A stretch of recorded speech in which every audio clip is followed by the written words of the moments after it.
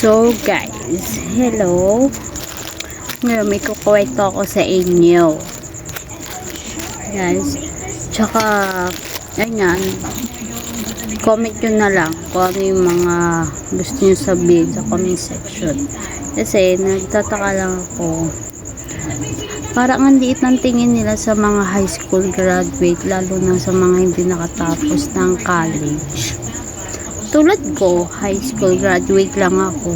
Pero ba't ganun? Parang ang baba ng tingin nila sa mga high school graduate. Diba, hindi naman masama na hindi ka na tapos. Ang masama, yung manghamak ka ng ibang tao. Diba? So, parang ang tingin ko lang sa mga ganun, nakatapos ka ng college, is ang feeling mo kapagmana ka na ng kumpanya, pero hindi marami talagang mangyayari na doon mo palang mararanasan yung hirap, diba? Kasi hindi naman lahat talaga na nakapag-aral ng college ay maganda ang buhay, diba? At may mga kilala din ako talaga na nakagraduate nga ng college, pero di rin naman pumapasok, tamad din naman, diba? At hindi lahat ng pag-graduate ay tagapagmana ng kumpanya o maganda yung family na pinanggalingan nila, tapos manghahamak pa ng ibang tao. Ganun. Ang ba't ang tingin nila sa high school graduate is mababa lang. No? Pag nakagraduate bala ng college, ibig sabihin mayaman na ba yun?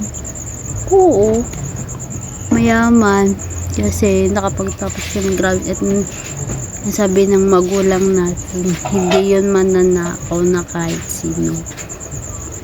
Pero mali din yung manghamak tayo ng ibang tao pagkat nakagraduate yung anak natin or nakagraduate yung kung sino yung nag-aaral sa atin, tapos sila may karapatang manghamak ng ibang tao. Mali po yun.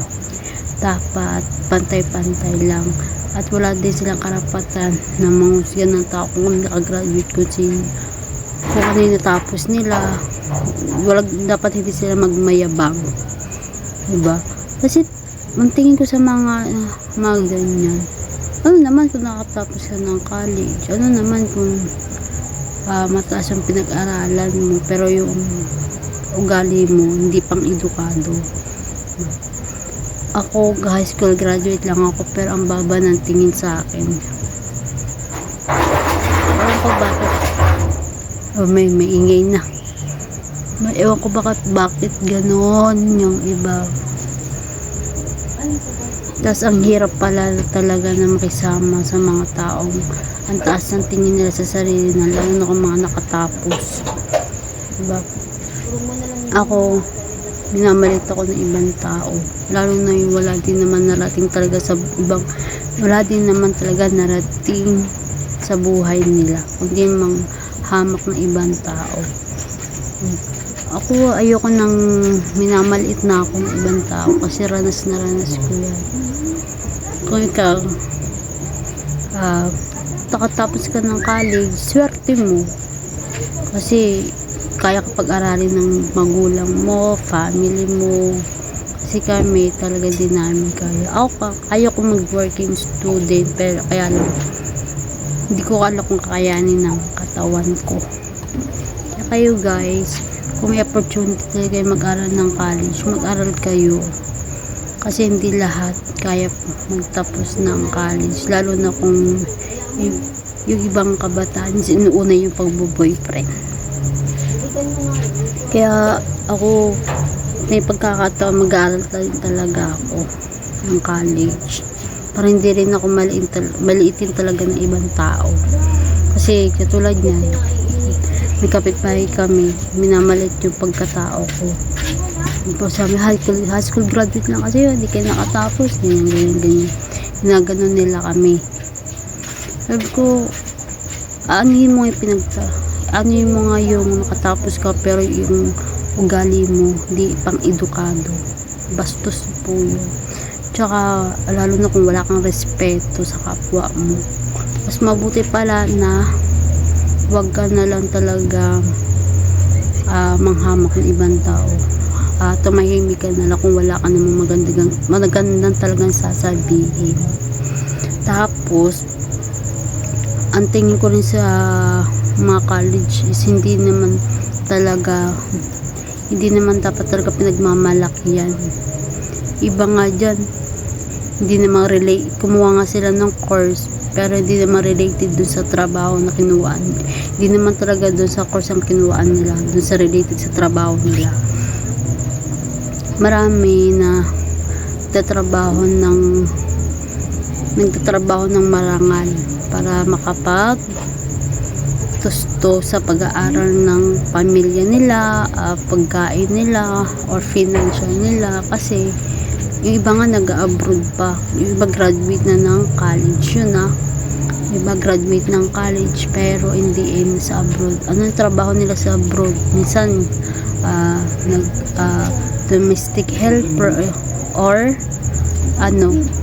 yaya or katulong. Pinaganda lang pero katulong sila dun. Pero iba nakagraduate ng college kasi mas mataas ang sahod sa ibang bansa kaysa dito sa Pilipinas, diba? Kung dun pa lang katapos ka nga ng college pero in the end of the day hindi ka pang edukado yung kinuha mo, hindi pang edukado yung yung pag-uugali mo, kasi nakikitaan yan lalo na nakatapos ka. Hindi ka manghahamak ng ibang tao. Kasi ako gusto ko magkapag-aral ng college pero walang opportunity na makapag-aral. Swerte nyo na nga lang kung nakapag-aral kayo, nagka-aral kayo ng family nyo at kamag-anak ninyo, diba? Tsaka huwag kayo magmaliit ng ibang tao kung alam nyo naman sa sarili nyo hindi rin naman din kayo nakakaangat.